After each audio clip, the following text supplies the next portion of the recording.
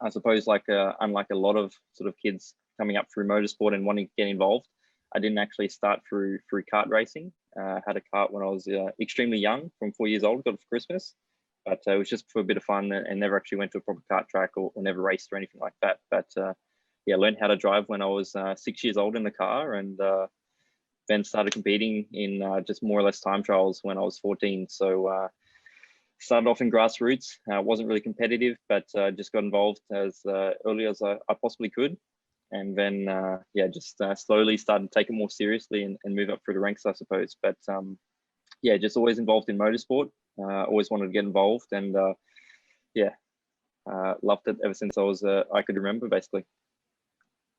Awesome. Thanks for that. And any advice for someone aspiring to be, maybe the next Porsche factory driver from Australia like yourself?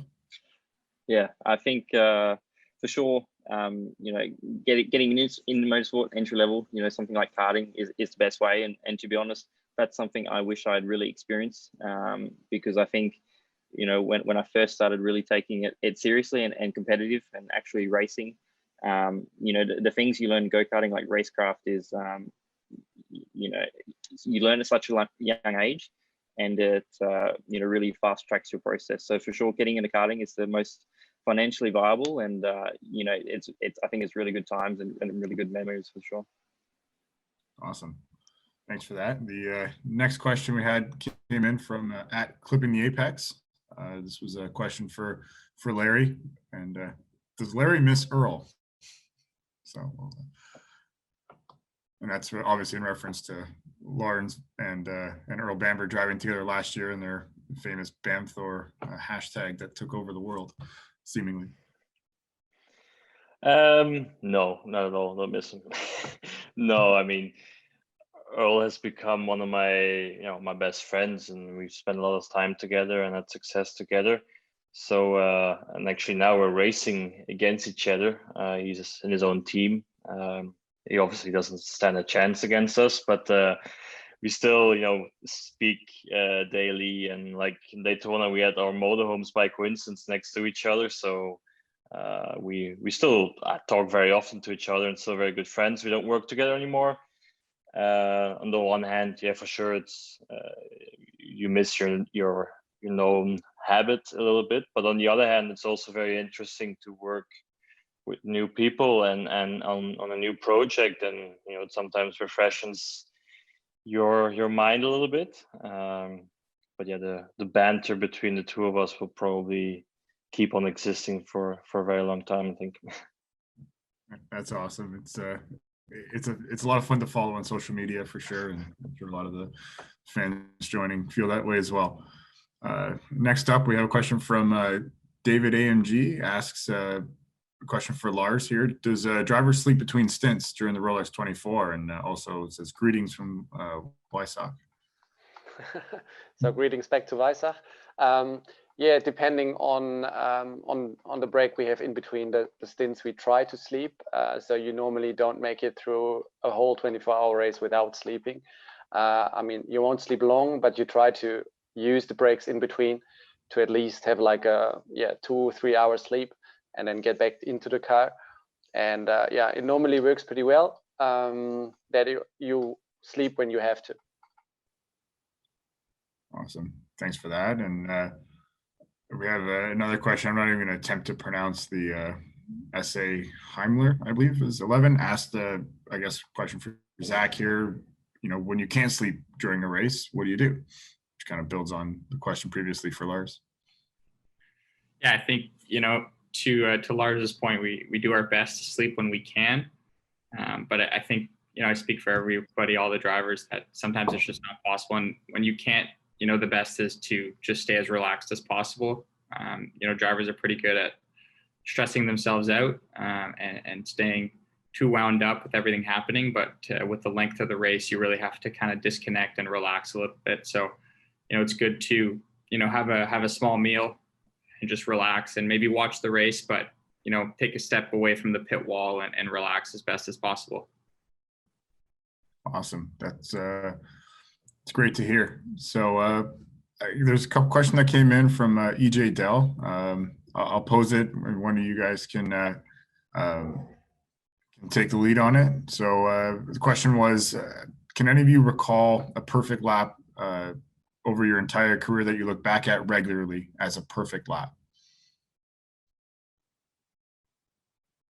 I could tell you one for Matt, because it's like what made me a fan of his. But I don't know if it's a perfect lap. He just made the right pass at the right time. So.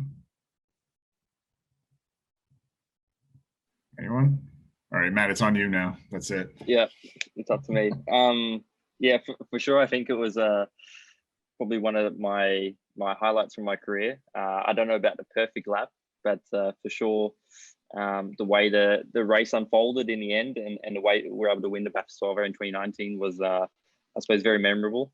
You know, that sort of last 20 minutes of the race, I think, has over 3 million views now or something on YouTube. So I've often resorted back to it to watch it a few times, and yeah, it always gives me goosebumps and brings the heart rate up, even though it was a while ago now. But yeah, that was a extremely memorable lap, and obviously a time of my life.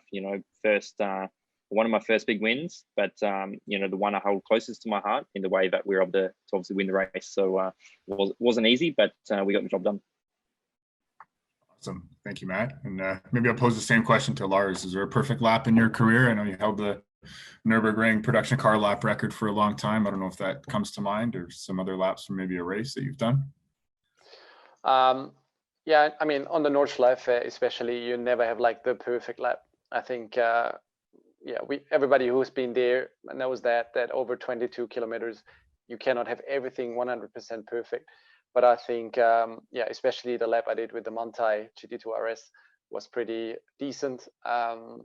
Still sitting there as the quickest production lap around the Nürburgring. Was a good feeling. It's a completely different approach than racing, just going for this one lap. But it's always nice, and it stands there and would always be there. Right on. Thank you very much. So we'll move on. Next question is for Chris Pfaff. It's from at Melon Smasher. Asks if you still have your Porsche 935 and if you plan to race it in the future. Still have the 935, yes, and it's an incredible car. I'm sitting here at our Porsche showroom in Toronto, and it's sitting down here. I've been I had a chance to take delivery at Portimao in Portugal last year ago, November, and we had it out of Mosport here in Toronto a few times, and the car's just so awesome, and I'm learning still, and I had Zach coaching me. He was very patient, and I don't think I'm going to race the car because it's just too precious for me, but I'm certainly going to continue to do lapping sessions and make sure that Zach takes our clients out and stuff, and we really take advantage. It's not just going to sit in the showroom as a showpiece, for sure. That's great to hear. So maybe tell us a little bit about the experience you had with the Pfaff Motorsports team this summer. It was kind of your first opportunity to be a paying customer racer, let's say, and you got the full kind of customer experience working with us this year. I mean, it was great, Steve. I've done some racing years and years ago, so I had a bit of experience. I've done lapping days with clients and so forth for years and years. But when I went to Porsche Motorsport to pick up the car in Portugal, it was a great experience. I had a driver's coach. I had an engineer and the whole gamut, like a full proper race driver. And I learned so much in that weekend. It was incredible. And even though, I had lots of experience, it really allowed me to move the game up. And more importantly, it was much more interesting for me to go to that level and have that feedback and really be able to work on it. And then I did the same with Zach in the summertime a few times. And again, same type of deal where I really enjoyed that learning experience. And now these many years later, being able to take my driving a little bit further. So it's something that really was exciting for me, and I'm going to look forward to doing it again. And I recommend it highly, that you don't just go and lap on the track, but you really have your telematics and your driver coach really assisting you. It's a lot of fun. Awesome. It's great to hear. We're excited to have you back out next summer with us. Get you down at the 119s at CTMP. Got to crack 120. That's the goal. And I guess finally, I'll throw this one over to Larry. So question, I'll ask a few of you, but if you can have only one car and money is no object, what are you driving?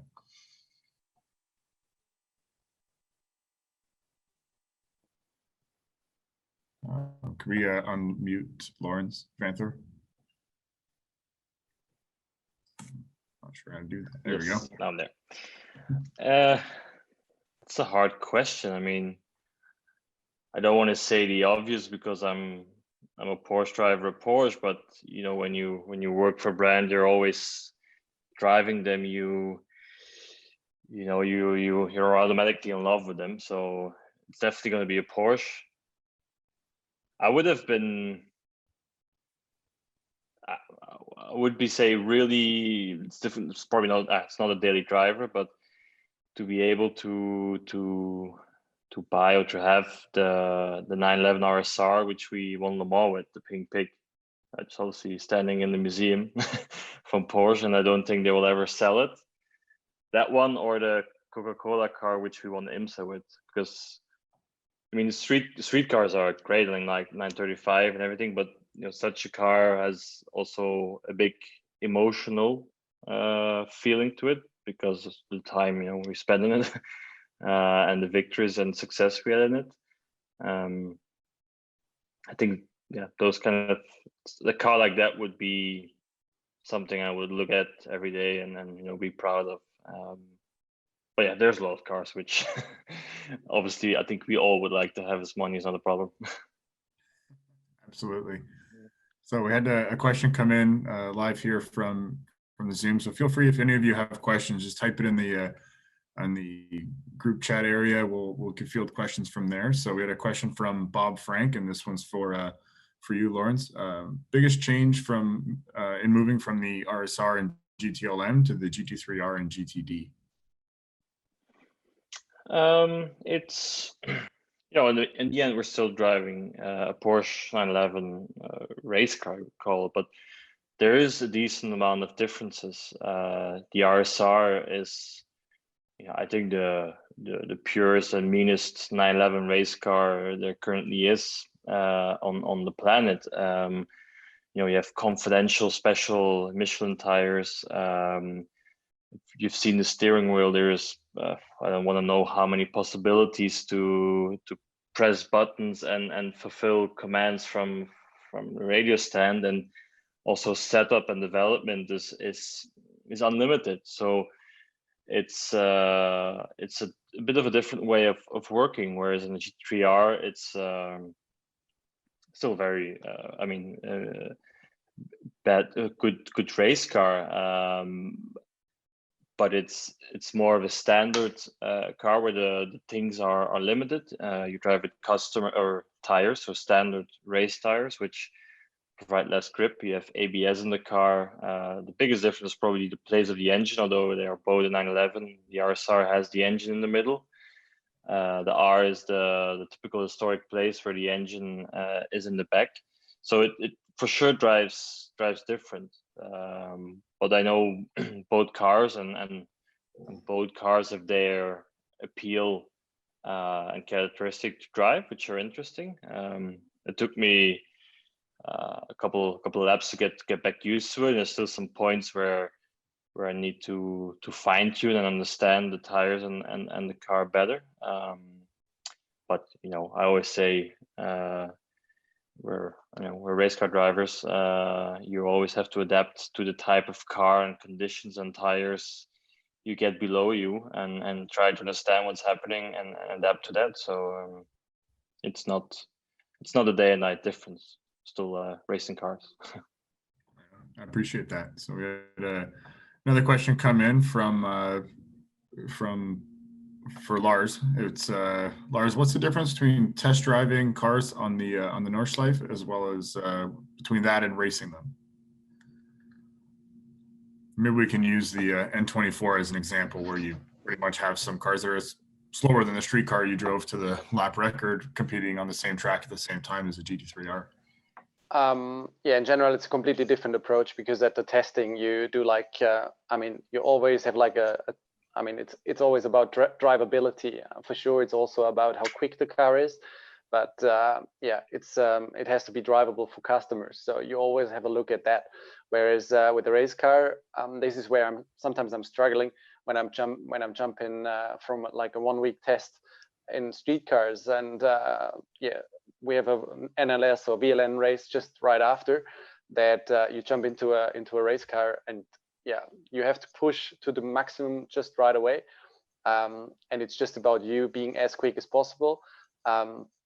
So it's a completely different approach you have, like when you test a street car or when you race a race car. This is sometimes I think, I mean, a lot of people say like, I mean, for you it's like home being on the Nordschleife, but I mean, I do so many days over a year, but sometimes it doesn't even help the racing driving when you drive so much on street cars, because you have so much, I mean, the grip is really limited compared to a race car. So it really takes some time to adapt to a race car. And unfortunately, I'm driving way more street cars than race cars. Fair enough. Well, I'm glad to see you'll be doing a little more racing this year than in years past. So I'm sure you'll spend plenty of time in 2021 behind the wheel of GT3Rs in Europe and also here in America. So, question came in from Shay Adam. Hi, Shay. Question for each of the drivers. What's the most meaningful win of your career? So maybe we'll go to Zachary next and over to Matt following.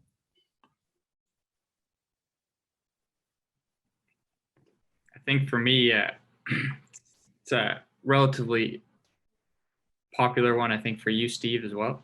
I think it has to be, our first race win at Lime Rock in 2019 in GTD.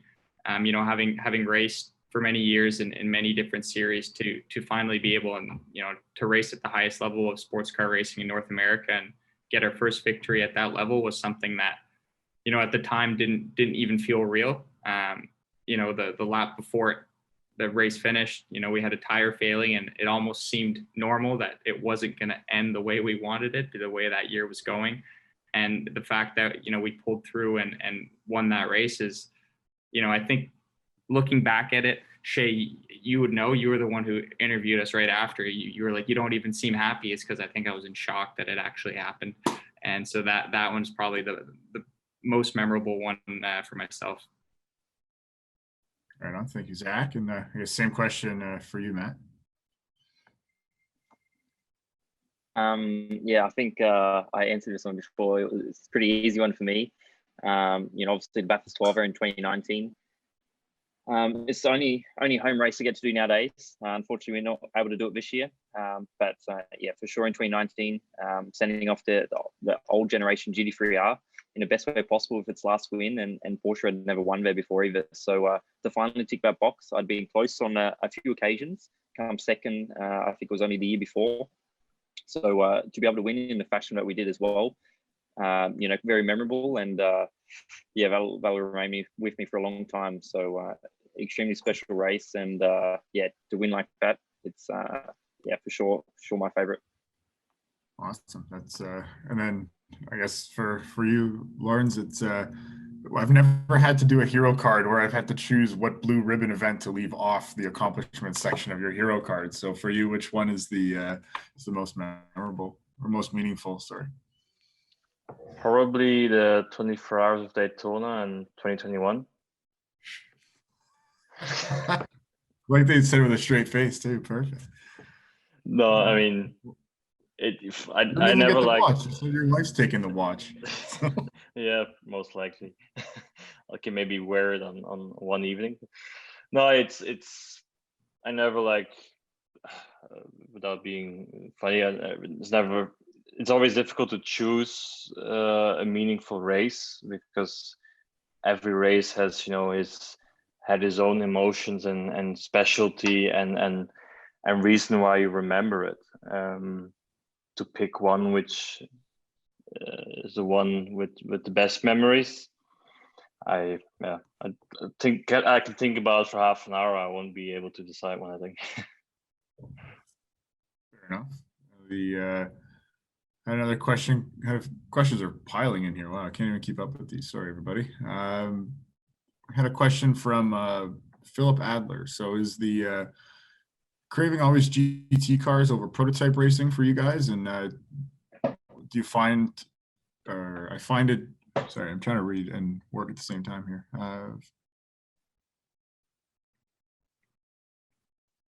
Sorry, I'm going to skip that one. I think there's a typo. If you want to resubmit that just a little more clearly, that would be helpful. Question from David's iPhone for Zach. Zach, any hazing on Larry when he joined the team? And how are we going to introduce him to Canadian culture? Well, I think he has something coming. He just doesn't know it yet. So we can't give it away just yet, because it always has to happen during the first race event. So I guess we'll come back to you at in a week's time and let you know about that. And as far as Canadian culture is concerned, you know, we're looking forward to having him at home. I think you know, he's already wearing the plaid car, so that's the first step. And definitely looking forward to immersing him in Canadian culture, hopefully when we have him sometime in this summer. Absolutely. I think one of the funniest things I've seen in the last little while was when he announced it when Larry announced it on his Instagram, mentioned that Belgian waffles taste better with Canadian maple syrup. So I think we'll work forward to that. Sorry, I'm feeling a couple questions here. So I guess question for you, Lars, how do you prepare your body? Question from Aaron. How do you prepare your body for a 24-hour race like the one coming up?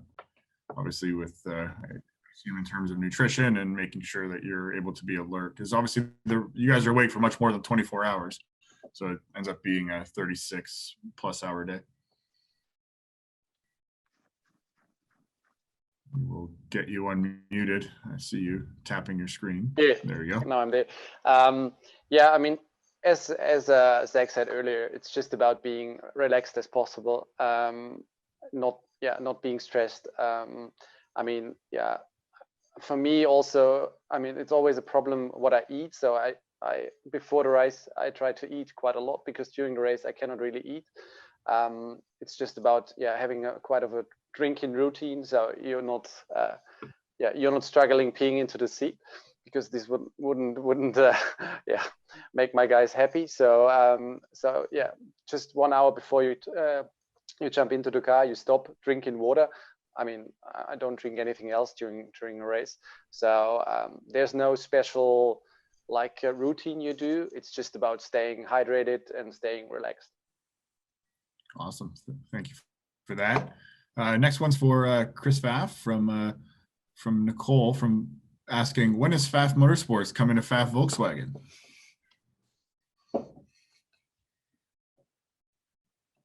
Oh, we got to get Chris unmuted here. There he is. So the host was not allowing me to mute. So when is it coming? I don't know. I mean, our hands are full right now, and we're going to focus on what we're doing right now. And if the time and opportunity presents itself, we'll be there.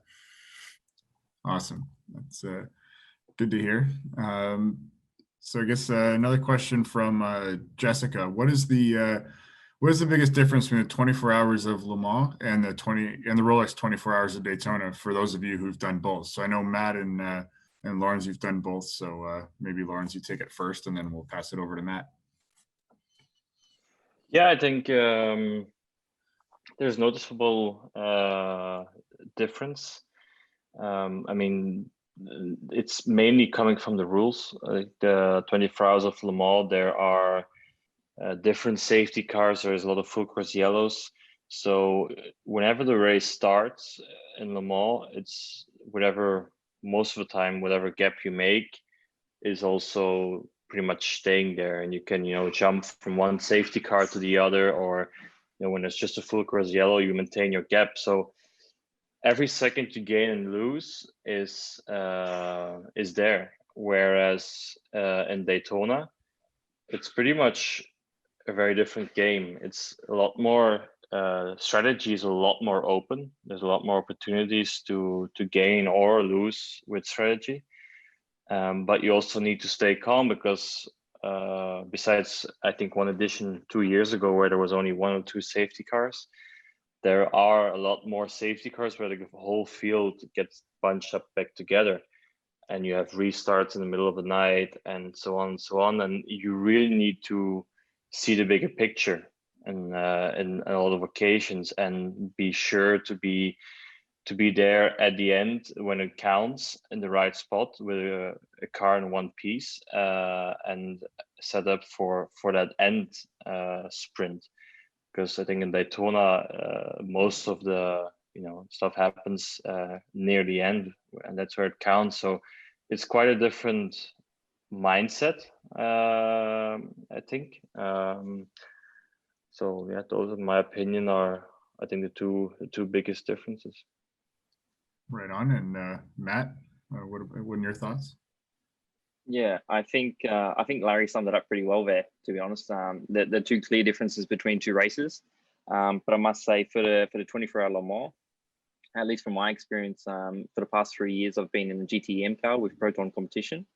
And I find in that when we're at Le Mans competitive pro cars, there is a little bit more strategy involved in when you're running your AM driver in the race, to obviously lose as minimal time as possible, and always trying to more or less maintain a gap or catch up on a gap if you get caught out by safety cars or something like that, or yellows in certain parts of the track. So I find that would be the only difference and only really thing to add on from what Laurens said. And it can be really challenging at time, and there can be 20 different strategies you can more or less run, and there'll be, let's say, 15 GT3M cars, and all three of them will be running a different strategy. So it can be really challenging at times, and I think it can come down to luck when you're running your M driver at the time. And sometimes you can get away with it and sometimes you can't, and certainly that's what's happened to us when we won in 2018.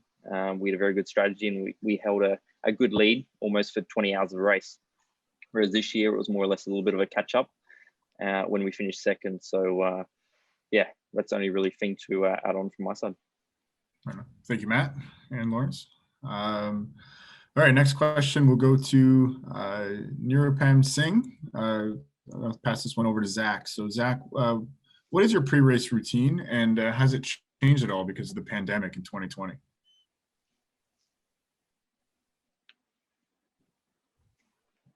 We're going to get you unmuted in a second.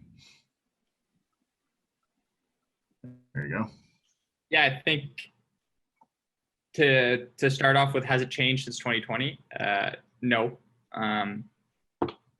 because there's a lot of drivers, I think, who kind of get hyped up, get excited.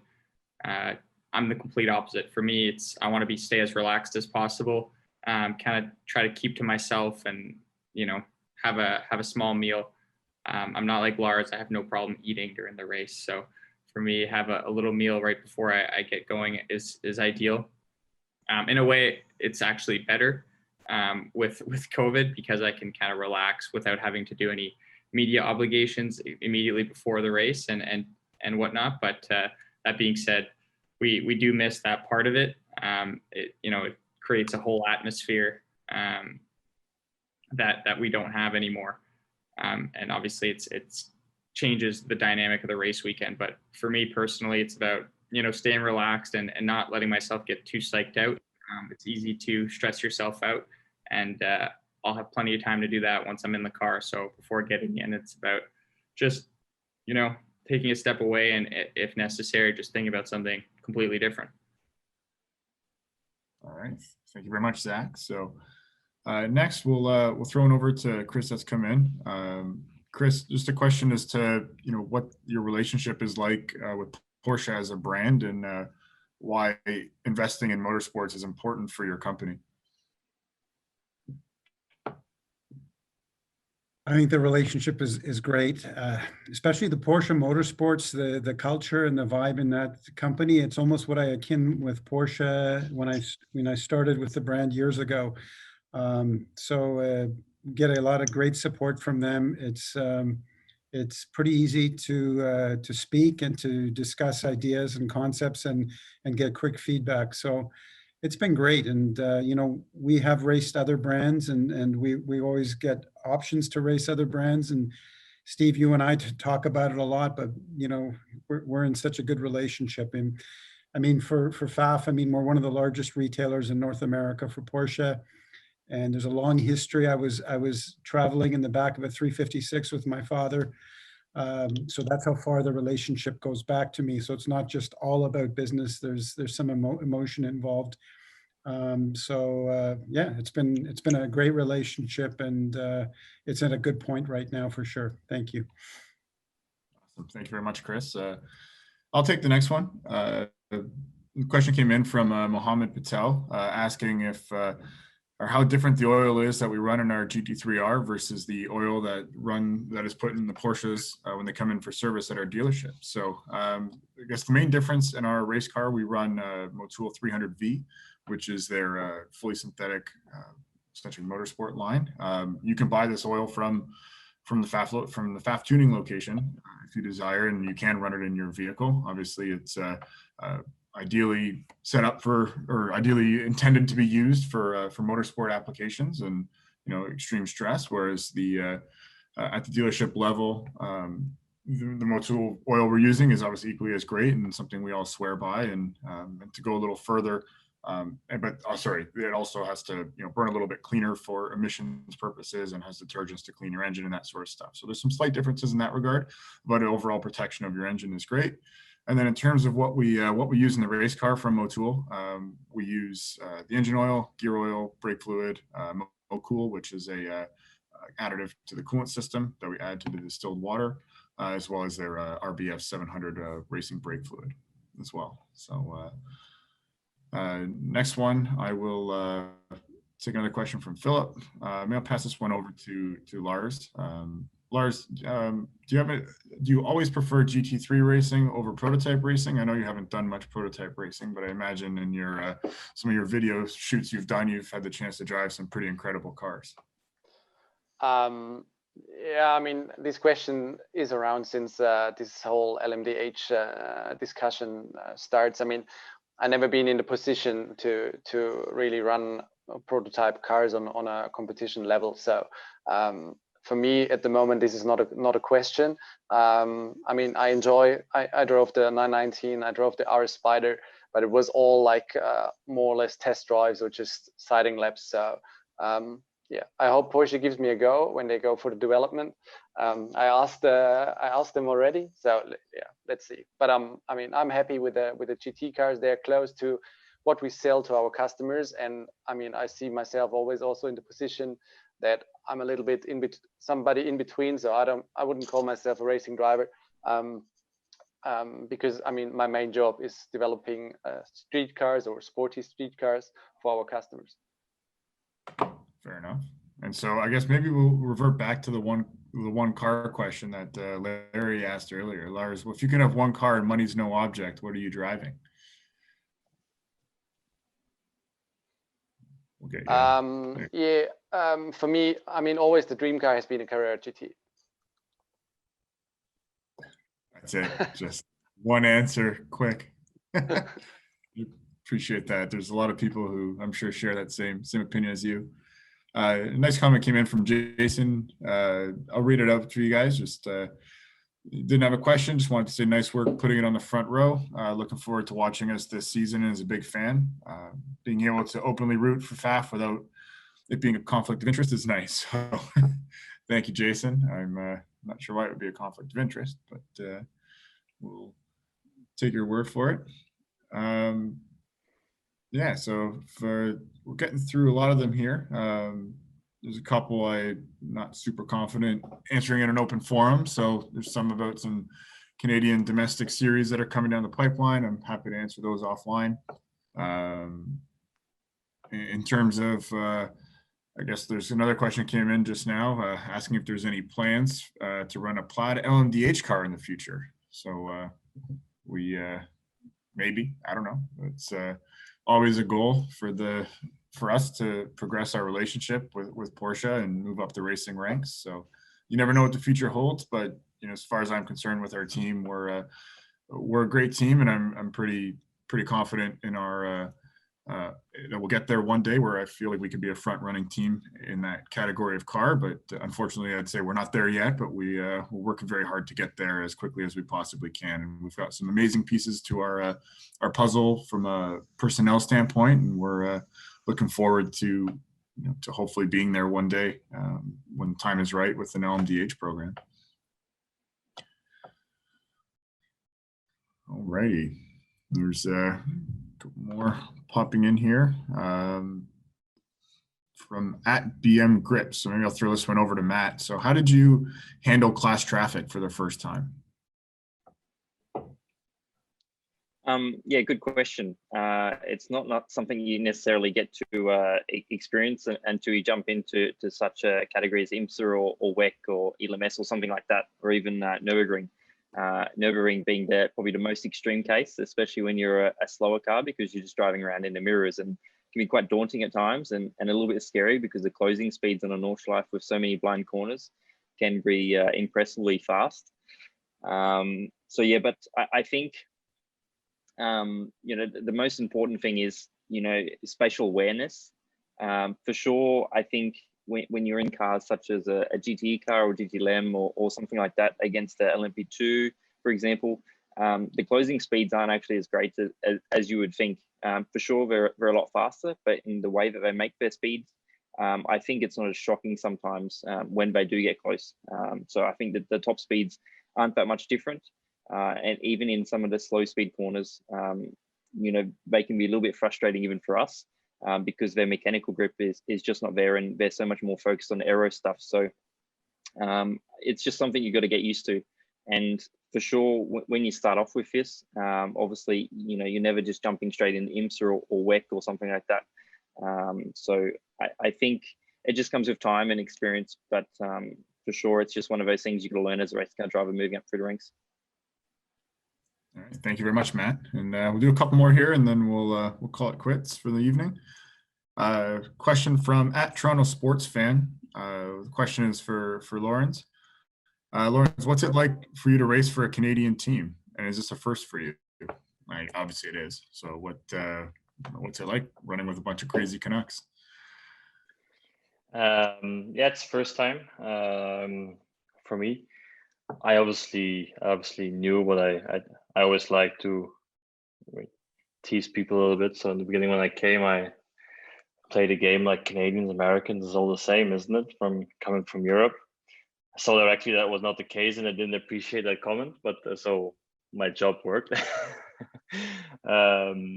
No, it's definitely interesting. I haven't unfortunately spent much time in Canada itself yet. It's actually been wanting to go there for a long time, especially going skiing at one point, but I've been to Motorsport 2 times, but then we're racing and there's not much time to go do other stuff. So I wanted to come over to the workshop in December, but yeah, with all the current stuff going on in the world, it was a bit difficult. But I'm hoping that we can do that near the future.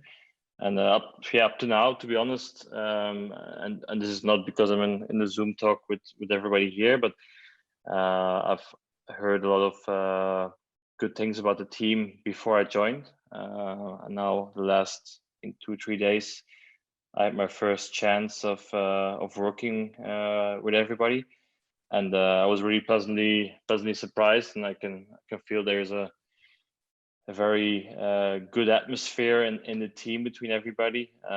Everybody gets along well. I think Steve is doing a great job of managing everybody, and especially I can feel that there's a big will to grow and an even bigger team and an even more successful team, and that's, I think, it's very interesting to see. So yeah, but also the future brings. But I think we'll see a lot of the Canadian plate going around maybe in the future. Sure think they have the potential. So I'm looking forward to doing the season together and bringing some trophies to Canada. Awesome, thanks. I'll give you the check for saying those nice things in front of my boss when I see you on so, you're welcome. Thanks for clarifying the question earlier. Sorry, it came through about asking if the preference is always, essentially the question is asking, do we prefer GT cars over prototype racing?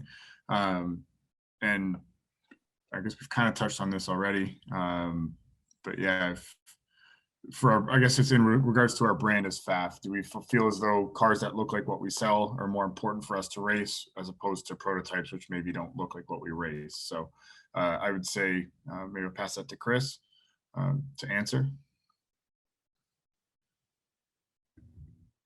I don't know. I mean, necessarily, I don't think so. I think if it's a prototype car that is a Porsche, that makes a lot of sense for us.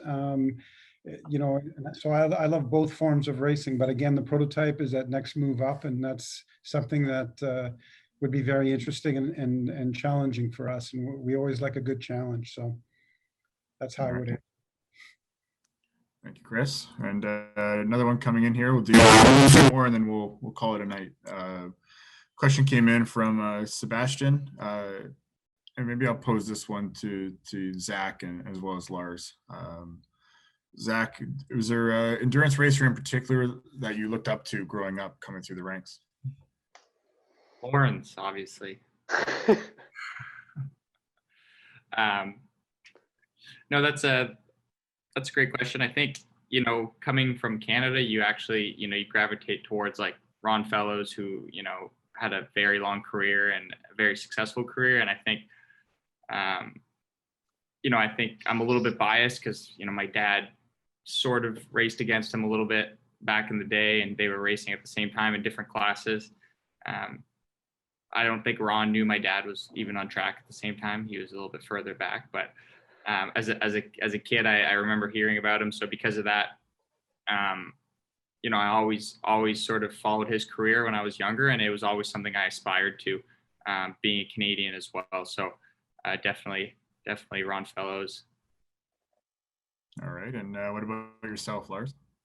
I mean, I only collected one autograph in my whole career, or in my whole life, and this was from Alan McNish. At that time, he was a Porsche factory driver, and I mean, I met him at the Frankfurt Auto Show, and he was just the nicest guy around. Yeah, good guy, super successful. I mean, I never intended to race at that time, but yeah, if I had to choose one guy, it would be Alan McNish. Awesome. That's so it sounds I'd say it's a good way to end it. We actually one last question. There was a question from David asking who our biggest competitor is this weekend and who we feel is our biggest competitor for the season. So maybe I'll take that one and we'll call it quits. So I mean, the GTD class in IMSA is so competitive. I don't think it's fair week in and week out to pick just one. Obviously, the Paul Miller Lamborghini is always one that we have our eye on, as everyone does, because they've been a stalwart in the series for a long time and always a top runner. The guys over at Wright Motorsports obviously do a great job. With the same platform we have, so they're obviously great. And then there's the Heart of Racing team's great, and there's no shortage of great driver lineups on the grid that we have to compete against week in, week out. And it seems as though there's 5 or 6, 7 different winners any week. So looking forward to challenging ourselves. It's what we do. It's what we do here at Pfaff. It's something that has always drawn me to the company. So looking forward to having a great year, and wanted to thank all of you for joining. This was a first for us, and any feedback you have for how we can be better in the future, feel free to send that along, and we'll happily do one of these again, hopefully sometime in the near future. So we'll log off now, and thanks everybody for your time, and enjoy the rest of your evenings.